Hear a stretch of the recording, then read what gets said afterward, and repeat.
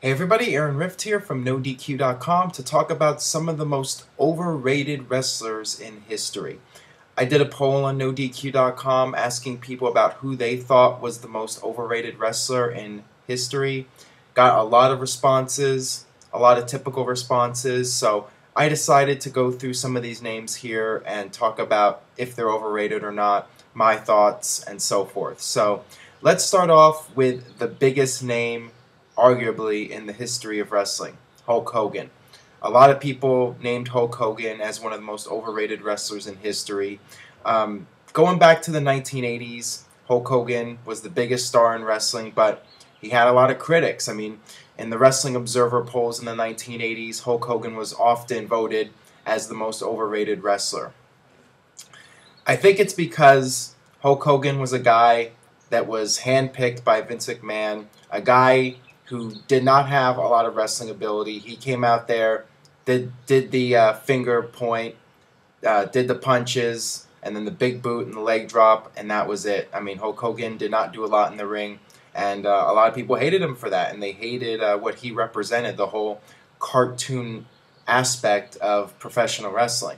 But in my opinion, Hulk Hogan worked hard for his spot. You have to keep in mind that all this pressure was put on Hulk Hogan to carry the company, and he had to deliver. He had to go out there and perform several nights a week, every year. He had to carry the company, and he had to do all the media appearances, and I think Hulk Hogan deserves a lot of credit for the hard work that he put in to make WWE a huge success. I mean, it was the house that Hulk Hogan built in the 1980s on a national level. Now, as far as his WCW run goes, I think that a good argument could be made for him being overrated. No doubt Hulk Hogan played a lot of politics. He picked his spots at times. You know, when the ratings were down, Hulk Hogan would disappear, do a movie. When WCW Nitro was preempted, Hulk Hogan would be gone from television, and then when Nitro came back on the regular time slot, Hulk Hogan would be back, and he would take credit for the ratings. So there were moves that Hulk Hogan made, and I do think at times, especially towards the end of WCW, Hulk Hogan was being paid more than what he was worth in the ratings and the pay-per-view buy rates and so forth. But definitely Hulk Hogan was a big factor in WCW being able to compete with WWE, no doubt about that. So, I mean, you could really argue either way when it comes to WCW.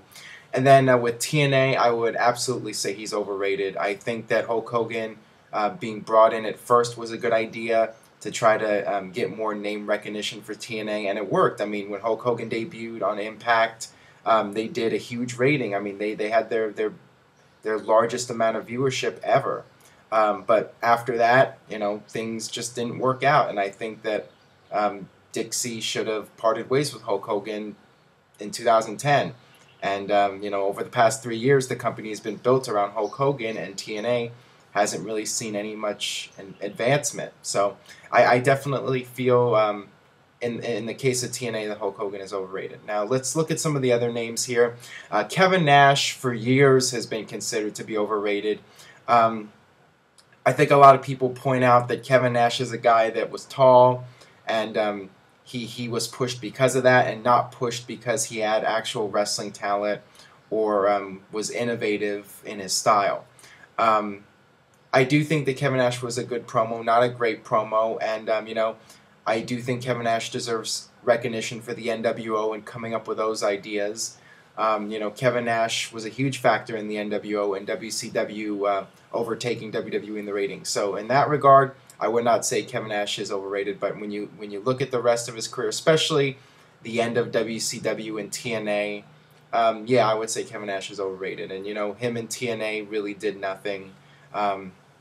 He was a guy that was being paid a lot but wasn't doing much of anything. So, and in that case, when you look at TNA and later WCW, I would say yes, he's overrated.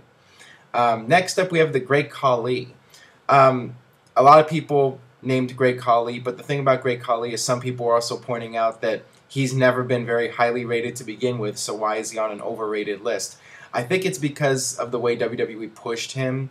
They pushed him right to the top, and they gave him the world title, and a lot of people feel he didn't deserve it. He is a tall guy, a freak of nature, but that's about it. He had nothing else to offer to the table. So in that regard, you can call him overrated. Looking on this list, we have Sheamus. You know what? Some people feel Sheamus is overrated because he's Triple H's workout buddy or whatever, and he was kind of handpicked to be a top star. But the thing about Sheamus that I really like is that he goes out of his way to make himself unique and stand out. And I just sense that the guy is a really hard worker. He might not be the best in-ring performer, but I think he really gives a lot of effort. We have Batista, guys like Batista and Randy Orton. Same thing with Batista, a guy that's very large, and people feel because he got his push that way, he didn't really deserve to be in the spot he had. But I think Batista earned his stripes, and Batista evolved his character over time. He did the whole heel turn and the spotlight, and I thought that was some of the best work of his career. And clearly Batista's a guy that was in WWE because he enjoyed it, and when he wasn't enjoying it anymore, he left. So he's not one of those guys that was in it, just for the money or whatever. He was in it because he had fun with it, and when it stopped being fun, he did something else. And Randy Orton, some people say his matches are boring, and he doesn't really have all that much excitement to him. But the thing about Randy Orton is he's always evolved his character and changed it. He went from the Legend Killer to the heel Viper, and now he's the Apex Predator as a babyface. So I mean, he has changed up his character over time. Goldberg is a guy that a lot of people named as overrated. A guy that got pushed very hard. He was given an undefeated streak, and some people feel he didn't deserve it. But the thing about Goldberg is that he was the perfect guy for that role. I mean, he could play that role to perfection, and he made it work. And I don't know if anybody else could have made that undefeated streak work like Goldberg. I mean, he really did a great job with it.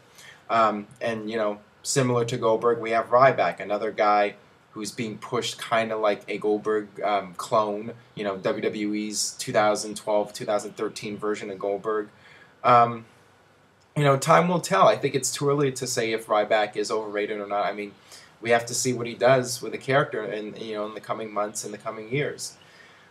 One guy that I felt was overrated was JBL. I like JBL as a commentator. I think he does a great job, but I was never a big fan of him being the WWE champion. I think that they put the title on him because of all the years that he had been loyal to the company, but I just don't think he lit the world on fire as champion. I think that his matches were mediocre. Matches with Undertaker and Big Show. I just didn't buy into those as world title matches, and even with all the gimmicks, going through the table, blood, so on and so forth, I still didn't find his title matches to be all that exciting. And last but not least here, well, one more here is Lex Luger. I do agree that Lex Luger is overrated in the sense that he was a guy that got pushed because of his physique and nothing else really. And he didn't really offer a lot to either WWE or WCW, with the exception of coming in at the beginning of the Monday Night Wars and making that shocking appearance. And that was more of him betraying WWE. It wasn't really. It had nothing to do with his talent. Just had to do with him telling Vince he was going to stay in WWE and then jump into WCW. So pretty much double crossing Vince. So yeah, I would consider Luger to be overrated. And last but not, I got one more here. The Ultimate Warrior. A lot of people think that he didn't deserve his push and he was a guy that had a bad attitude. But the Ultimate Warrior came up with a unique character that people still remember to this day. So I could go either way with Ultimate Warrior. And Sid Vicious, Sid Justice, I think is a guy that could be considered to be overrated. I really enjoyed him as a kid. I thought he was a lot of fun to watch, but wasn't very good in the ring. And the fact is, he got pushed, and then when he wasn't happy with things, he would take his ball and go home. He did that in WWE, and then WCW, they started pushing him, and then that whole incident in the hotel room with Arn Anderson with the scissors happened, and they had to fire him. So I mean, Sid was a guy that got pushed, and then would screw up and would lose that push. So I would consider Sid to be overrated. And now finally, last on this list, John Cena. the guy that got the most votes on my poll for being the most overrated wrestler in history. I really don't feel that John Cena deserves to be called the most overrated wrestler in WWE history. You have to keep in mind that John Cena is playing a character that WWE tells him to play. I think similar to Hulk Hogan, John Cena is a guy that has to carry the company. He has a ton of pressure. He has to deliver. And John Cena, lives and breathes WWE. He does all the charity work. He does all the media appearances. He does everything he's supposed to do. So in my opinion, he has earned his spot. So I don't know how you can call him overrated. When you talk about his in-ring ability, once again, it's the WWE formula. I mean, the babyface takes a beating for a long time. He makes his comeback. He does his signature moves. John Cena has his 5 moves of doom. That's very typical for WWE. Hulk Hogan did it, and Shawn Michaels even did it. With his comeback, and John Cena has his comeback. And as far as his promos go, sometimes John Cena's promos are hit and miss, but you have to keep in mind that he is out there and he is given material to say on television. So, not all of it is John Cena. I think when John Cena is able to be creative and be himself, I think that he's tremendous, and he is very innovative. And, back when he was doing the freestyles, I mean, that was coming from John Cena's heart. That was all him. So I think John Cena does have a lot of talent and does deserve his spot at the top in WWE. And I know a lot of people don't like it, but I don't think you can put all the blame on John Cena. So that wraps up this little video here with my thoughts on the most overrated wrestlers according to the fans out there. So let me know what you think, and we can discuss this more on YouTube, youtube.com/NoDQCW. Leave a comment. Let me know what you think. Do you agree? Do you disagree? Just leave me some of your thoughts, and stay tuned to NoDQ.com for the very latest in WWE and TNA.